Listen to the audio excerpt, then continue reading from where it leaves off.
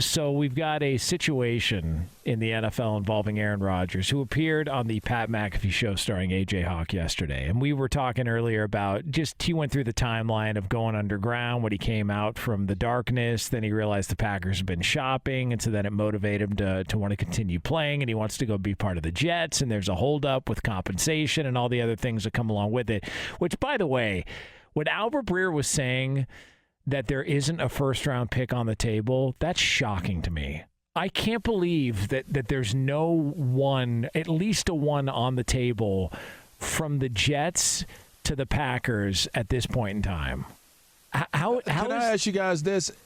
Putting out there that you went into a hobbit hole, 90% sure you were going to retire, do you think that may have, look, we're not going to give you a first-round pick for somebody who's thinking they're going to may retire?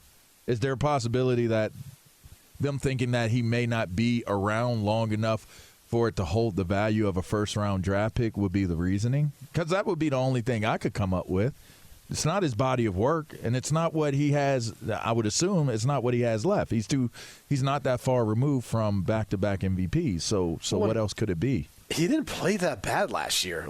Just because he wasn't the MVP doesn't mean he had a bad season. Indeed. That's the odd thing. Is we hold him to his own standard because of how well he played the previous two seasons, but threw 26 touchdown passes, 12 interceptions, almost 3,700 yards, and I don't know. They didn't have a great supporting cast around him necessarily. But the Jets have a better roster than the Packers, without a doubt.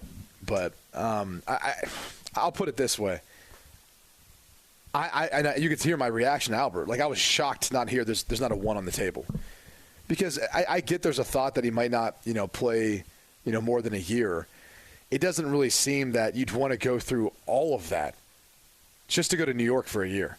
It seems like a big upheaval. And if you look at the other guys who have done it before, whether it's Tom Brady, who went to Tampa, obviously played for a couple seasons but won the Super Bowl his first year, and Peyton Manning, who went to the Denver Broncos, and that was for obviously much longer than that. And granted, Manning was younger, but he's also coming off a major injury that we didn't know how he was going to be. But it was there for a couple of years because there's just even if you have Lazard and Randall Cobb and Nathaniel Hackett as the play caller, there's so many little things you take for granted after you've done it for 18 years at one place. You heard Aaron talk about the equipment guys and the trainers and so many other people. Even where he goes to grab a bite of food, right? All that stuff, people on the outside are like, well, what does that matter? It matters. It all adds up in the end when you're in a place that's incredibly unfamiliar to you and you're trying to play at the top 1% of quarterbacks in the world. That plays a factor into all of that if your off-the-field life isn't in a spot where you feel like it's good. So I think if he goes, it's going to be for at least 2 years.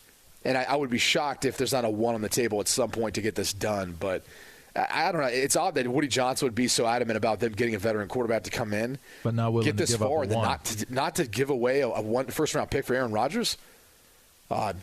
Yeah, pretty strange. Now, Rodgers did talk about just sort of the relationship or the back and forth that he's had with members of the media yesterday. So there was this report from Diana Rossini that said that he's got a wish list of players he would like to play with in New York and all that. And then he also talked about Adam Schefter trying to reach out for information on what was going on. Take a listen to Rodgers yesterday. From what I've seen, it's I had a sheet of paper when I met with the Jets and I said, sign these people. And that's not the reality. That's so ridiculous. All right, that sounds good. It's so stupid to think that I would do it, number one. Now, did they ask me about certain guys that I played with over years? Of course. Did I talk glowingly about teammates that I love? Yeah. Ask Schefter would I text him when he somehow got my number and texted me. I didn't respond to Diana Rossini, I think her name is. But I would say the same thing that I told Schefter. Lose my number. I'll speak for myself. Okay, so I got to know, have you guys ever had an issue when you were playing? You are unbelievable, by the way. You really are unbelievable. And do you guys recall a time where somebody from the media reached out to you for information and you told them, lose your number? Has that ever been the method that you used when intrusive members of the media wanted? Tom Friend? Can't stand him. Huh. Can't stand him. Can't stand him. Why? I'm not even going to give him any more than that. Okay. I gave you the name. All right. And so when he reached out to you, said, lose my number? I told them he's not allowed in the locker room when I'm there. Yeah. So he was actually not allowed in the locker room. Once I left the locker room, he could come in. But he wasn't allowed in. Yeah.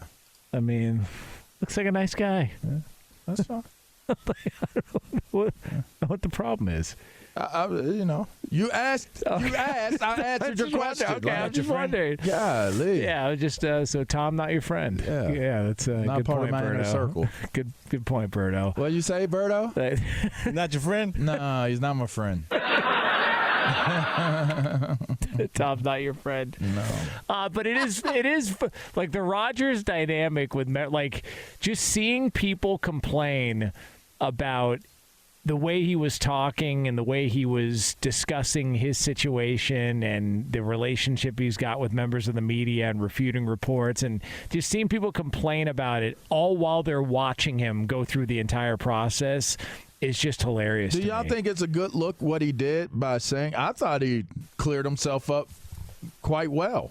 Yeah, I did too. I didn't take the same stance or perspective that Albert Breer did. I thought he provided perspective. And here's the other thing is he took the initiative to say goodbye to the Green Bay Packers fans. And that's something that, it's tough to do when you don't know if it's going to be your last run and what's going to happen. And then again, when the season ended, and I think you've got to take him for his word, it was all the indications that they were going to be patient with him to see what he wanted to do.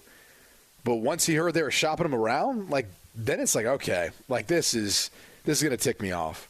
So I could completely understand not only his motivations in regards to wanting to keep playing, but also to, just looking at how the Packers have handled this.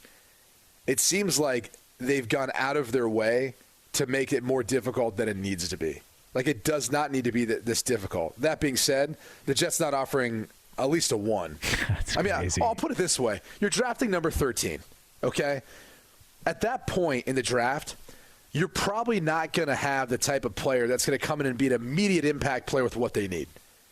I mean, their roster, for the most part, is pretty well set. There's some spots you might say, they could use an upgrade here or there. But they've been good, too, with some of their later picks. And so if that's the only thing holding this thing back, I kind of look and almost blame the Jets in this case. I mean, you had your owner come out and say you're going to make these moves to go, get Aaron Rodgers or get a starting quarterback. Okay, well, here it is. If that's all you got to part ways with, the number 13 overall pick, so be it. And like I said before, trade Zach Wilson. Go get whatever draft capital you can in for him. So you have more to fill out the roster. But this is a team that, to me, outside of maybe you say at the center, they could use, an interior offensive lineman. They're pretty healthy. They need depth on the offensive line. That's probably where they're going to spend a majority of their draft picks. But, I mean, DJ Reed played phenomenal last year, as did Sauce Gardner, might be the best cornerback in the NFL. The way he played, they signed Chuck Clark. They don't really need anyone. Jordan Whitehead did a good job. He's a good player for them. You look across the line, when they're healthy, Solomon Thomas just signed back. Quinn Williams was, arguably in kind of the conversation for player of the year. They've got dudes. They don't really need a ton. And so I kind of sit there and say, if you're that close and all you need is the part ways of the number 13 overall pick, are you kidding me? Make it happen, man. You can go find a center in the second round. You can go find some of the other needs that you may have in other parts of the draft to help fill out the depth of this roster. I was a skeptic of the whole 90% ready to retire. I basically made the point that if you're talking about it and you're contemplating it, that you already have 1 foot in retirement. That's what I said. Up until I felt as though the motivation of how he felt disrespected by Green Bay. It reminds me of Rocky when Ivan Drago, took and knocked the life out of Apollo Creed, and it gave a retired Rocky the motivation to unretire and go fight, go fight the Russian, the big Russian, and that was. How did he sound when he wanted to come back? Like, what did he say? Oh, hey. Oh my God. No, you don't do that. You don't do that to Apollo. You don't do that. But I will also reference George Foreman. When he was inspired and motivated, and he got like a message from above, and it came down and it told him that you're going to be the oldest world champion. You're going to come back and you're going to do it. And he was motivated to do it, and he came out of retirement and he beat Michael Moore to get that title back. I think now that he has, Aaron Rodgers, that is, has been offended almost, it sounds, seemingly offended by the way Green Bay has handled things as it applies to him and what he felt he represents to the organization. It's almost like he had that same feeling when they drafted Jordan Love and what happened. Yeah, right? He's spicy again. So it's like he got his contract this past year, and he didn't have Devontae, didn't have some weapons, and it wasn't quite the same, I would say, incentive or motivation to play at the highest of high levels. I think he's been poked well enough where I think throwing he thinks about retirement. I think he's been poked enough to throw that out the window. Totally agree. Yeah. Hey, dummy Jets, give up the 13th pick and get it done. Stop haggling and being cheapskates. Only the Jets could figure out a way to blow this trade. That's the organization that would do it. It would be the New York Jets. Wow. Doesn't make any sense. It really does blow my mind. Like, I thought the holdup was the fact that they wanted 2 1s, which I'm like, okay, I could see that, but that seems like a high price for a guy that might only be there 2-3 years. Not even offering a first-round pick? It's hilarious. What? I mean, and it was coming out as though Green Bay was holding it up. I mean, give them a first-round pick. Give them a first-round pick, even for 2 years. Give them a first-round pick. You know what's funny about it is this. So front offices hold draft capital to near and dear, right? Like it's not even cash, right? It's like gold. It's like, hey, whatever the case, like I've got gold in my pocket, right? And they value it so much that they fail to realize if you don't make this move for Aaron Rodgers, all right, you're probably not going to be there to draft in the future. So what does it matter? Right. Like if you're Joe Douglas, like, hey, you missed on Zach Wilson. Some people felt that way the whole time, all right? It took them a little while to get there. They keep wanting to play this whole, we're going to let him develop behind Aaron Rodgers while he goes through his rookie contract. Okay, like let's see where that goes. I'm sure Aaron Rodgers at the end of his career, with a chip on his shoulder now, wanting to go and win a Super Bowl and show Green Bay, much like Tom Brady did when he left New England, I'm sure he's really focused on helping Zach Wilson improve as a quarterback. And I'd love to see that dynamic, too, of Zach Wilson trying to make Aaron Rodgers' day hell in practice or whatever Zach Wilson said earlier this year. Yeah. But the truth of the matter is you didn't get the quarterback situation right then. This is your opportunity to say, yeah, we spent our 13 overall pick on Aaron Rodgers. You know who's going to say, that's a good deal? Every single Jet fan in the history of Jets fandom. Like, even Joe Namath is probably like, yeah, no, that makes a lot of sense. Like, you go get Aaron Rodgers, you give yourself a 2-3 year window to go win a Super Bowl. Great. I mean, my goodness, if that's really what's holding us up, it's mind-boggling.